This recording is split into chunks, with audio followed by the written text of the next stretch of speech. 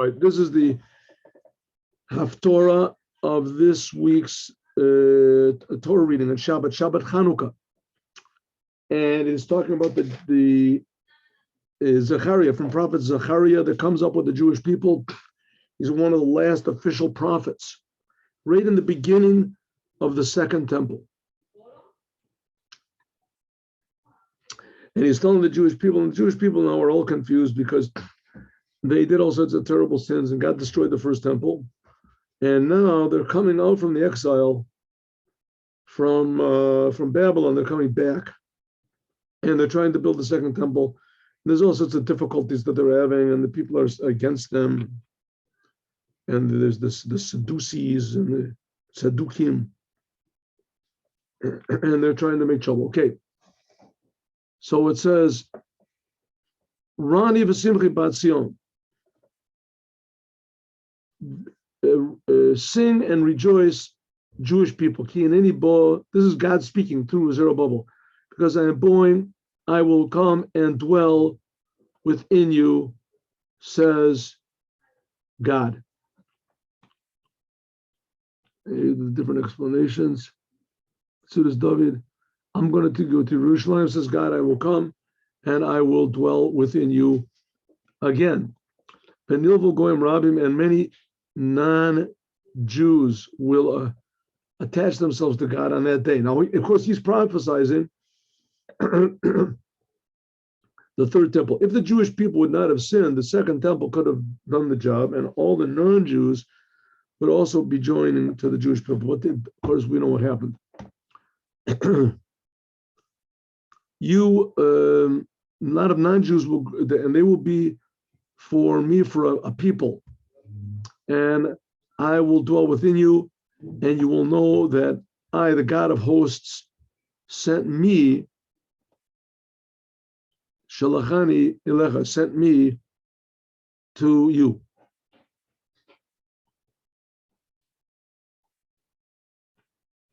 Here, it says, so it says, then a lot of non-Jews will come and want to convert to Judaism, and it'll be a person, or they won't necessarily want to convert. They'll want to do the 7 Noahide commandments, but nevertheless, they don't believe in you, in God also. But nevertheless, I will dwell within the Jews. The Jews will be my people. God. Just one moment. Let me just have a. Oh, okay. I'm just looking at another one of these comments over here.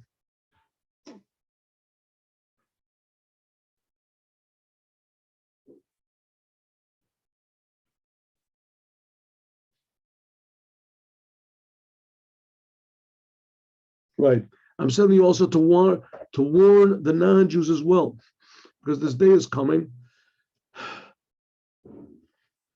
And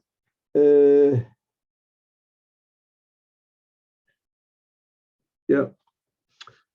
Okay. V'nachal Hashem et Yehuda chelko, and God gave Yehuda its portion, his portion, on the Holy Land, and he will choose Jerusalem. He will choose Jerusalem. This is explained more in the prophet Yechezkel. It says that the land is going to be gathered.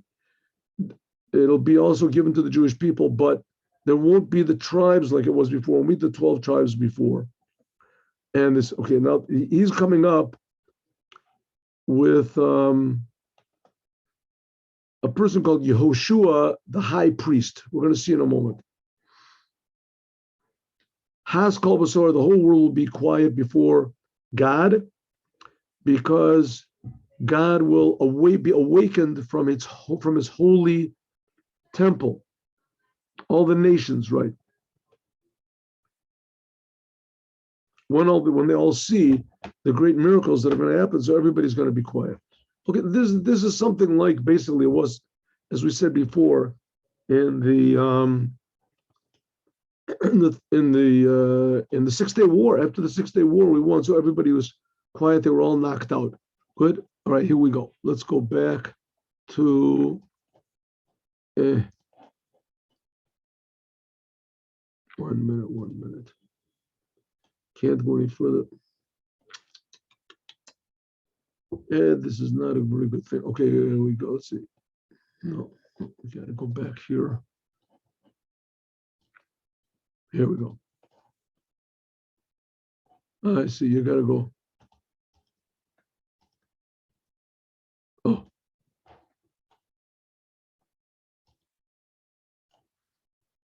All right, they arranged this thing not very well. At least I don't understand how it's arranged.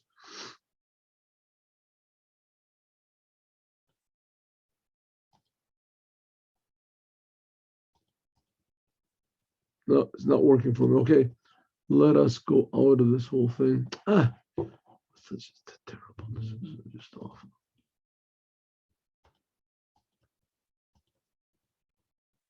Oh, I went too far. Went too far. Overdid it. There we go. Good.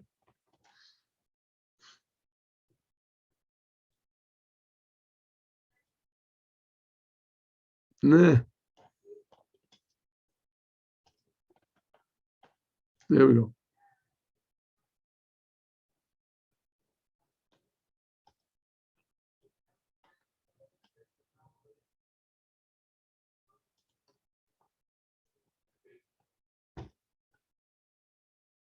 Okay, so God showed me this person called Joshua the high priest.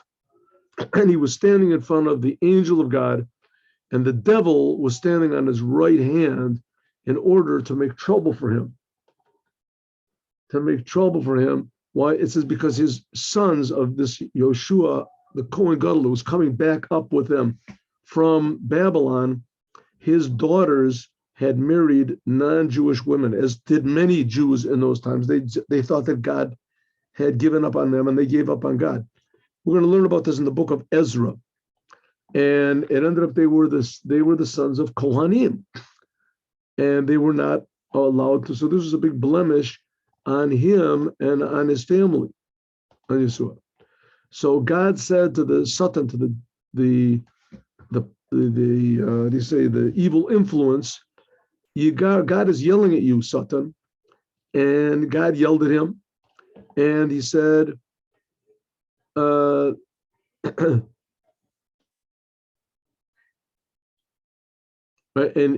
God has chosen Jerusalem. Is it not that this person, this Yoshua, the high priest, he's one like a coal saved from the fire? Okay, what happened over here? Nebuchadnezzar took a few people, and he threw them into the fire. And he said that they all burned up except for the Yeshua. It says that he threw into the fire, Nebuchadnezzar threw into the fire together with Achav and his other friends into the fire. And he came out, this Yeshua, miraculously, he came out, so he was saved from the fire. Shalo Shalat, the fire didn't rule over them at all. There were three others. There was also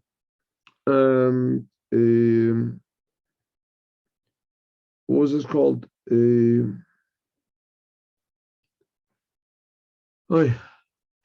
other three that were together with Daniel, and the three of them were thrown into the fire together with a lot of other people.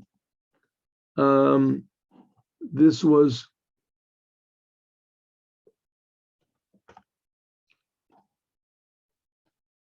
what were the names? I forget. How can I always forget it? Michal Zacharia. Here was I'm sorry. I just woke up and I forgot the names. Here we go. Let's have a look at it. That Nebuchadnezzar threw them all into the fire. 1 second. And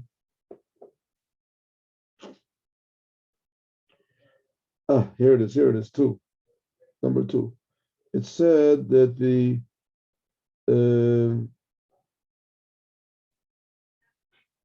he was thrown in. Nebuchadnezzar was thrown in. There was also a false prophet called Tzidkiyahu. They were all thrown in. Yeshua got saved from the from the fire. Okay, I'll remember the others that got saved also. But anyway, they also got saved from miraculous saving from the fire. And here he is. So it shows that he's a righteous person. This Yehoshua, the high priest, and Yeshua was dressed in dirty garments, and he stood before the angel because of his sons. He had sons that got married to non-Jews, and he said to those people that are standing before you, remove these dirty garments from you, and see, I have removed from you your impure garments, and I will put on new ones. You'll put on new garments. Chalifutz begadim na'im, beautiful new garments you're going to put on.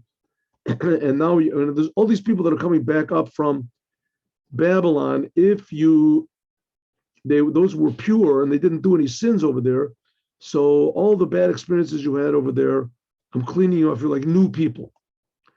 And he said, put a new, like a garment on your head. And he put this garment on, as a pure garment on his head. And he put him on garments, and the angel of God was standing. And the angel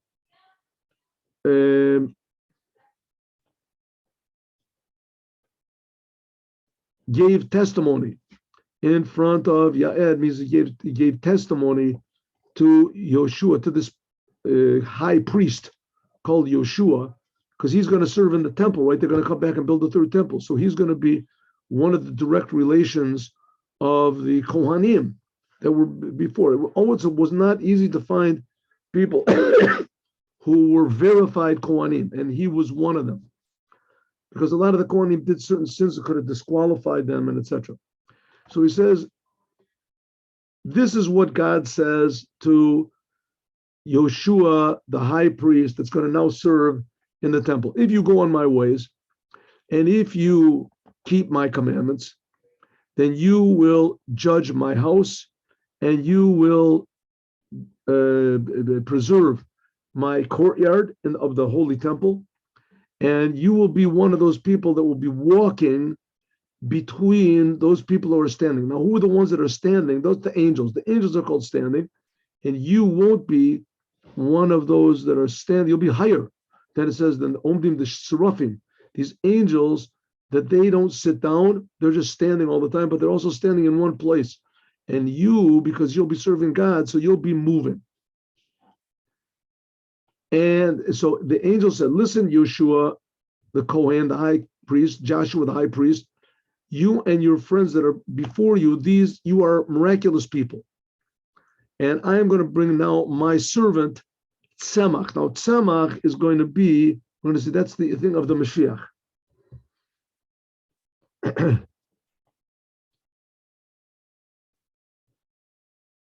Here it is.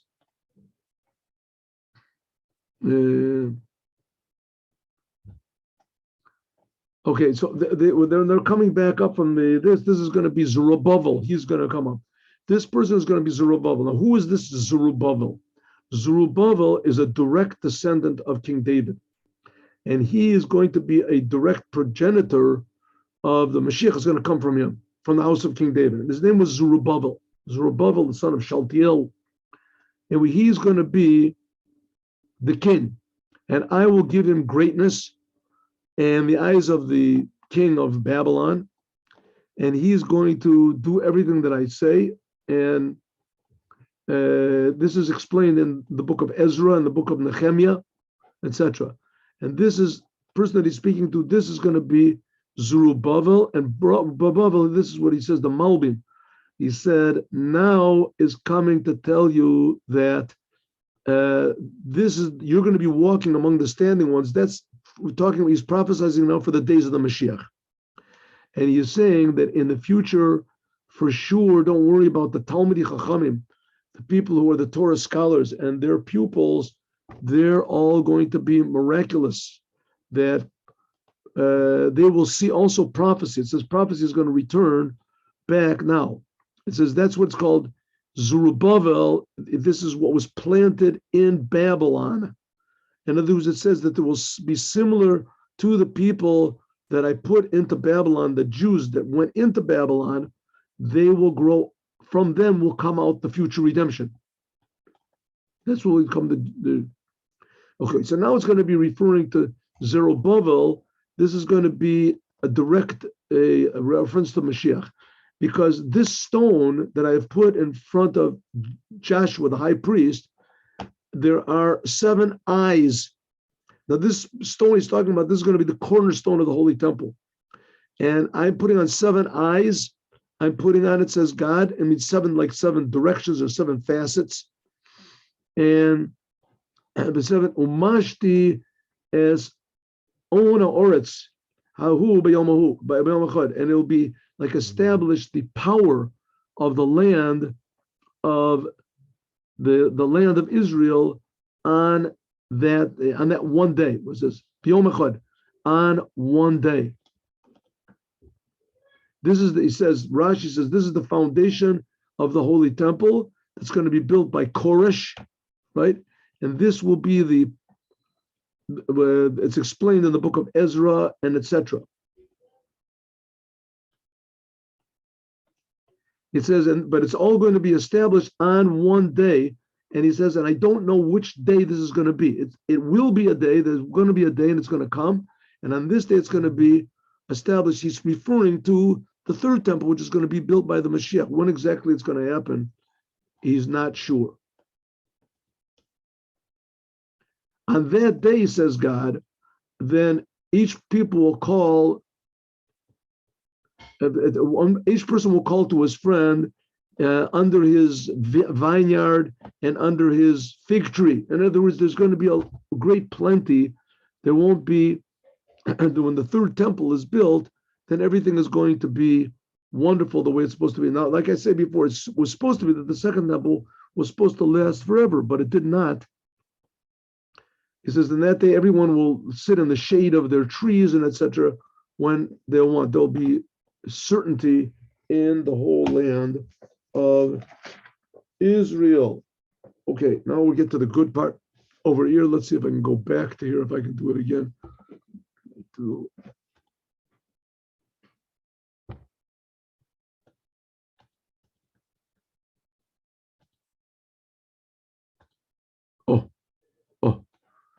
Here we go.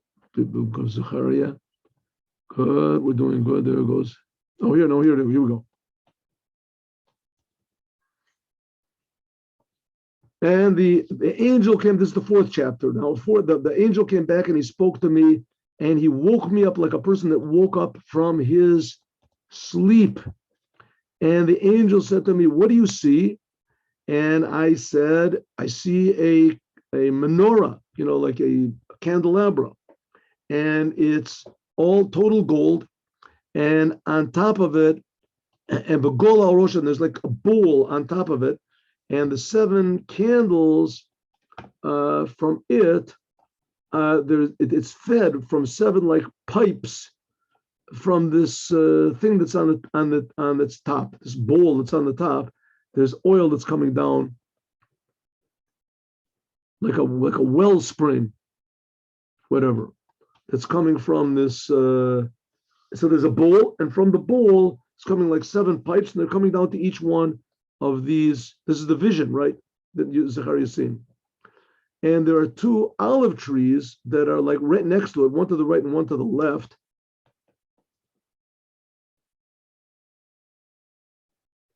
And they're providing like the oil automatically for this menorah. Now, this menorah is going to be a metaphor for the Jewish people. And there's 7 general types of Jewish people. They serve God in a different way according to the 7 emotional traits we see of God. And I said to the angel, "What is this, my master? What's going on over here? What are you showing me?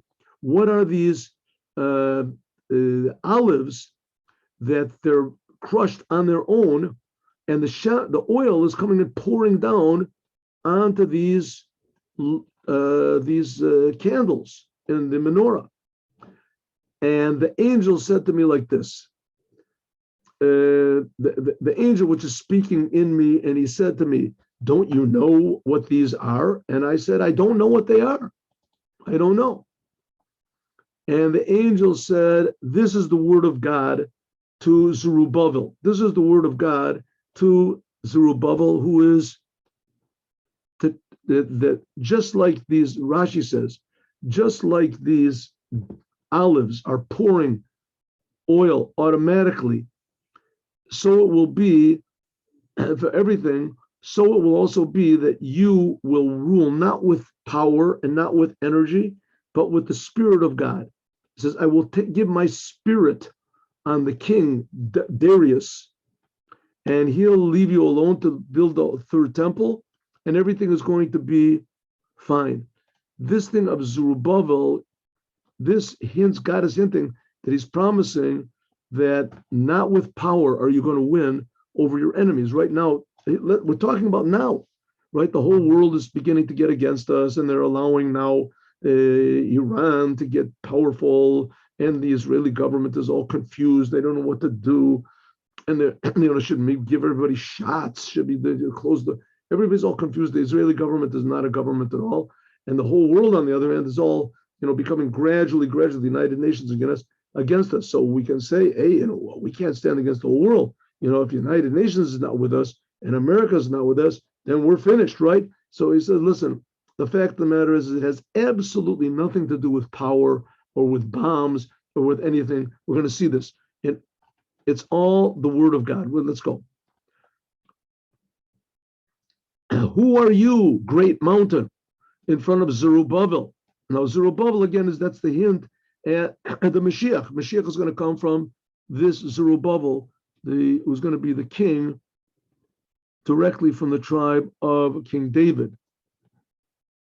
Zerubbabel says, who are you, great mountain, in front of Zerubbabel? And those all the nations of the world, you want to stand up great, right? You're absolutely nothing. I'll make you into a straight plain, and I'll take out this one stone, which that's the cornerstone of the Holy Temple, at Chuas Chen Lo, and it will be.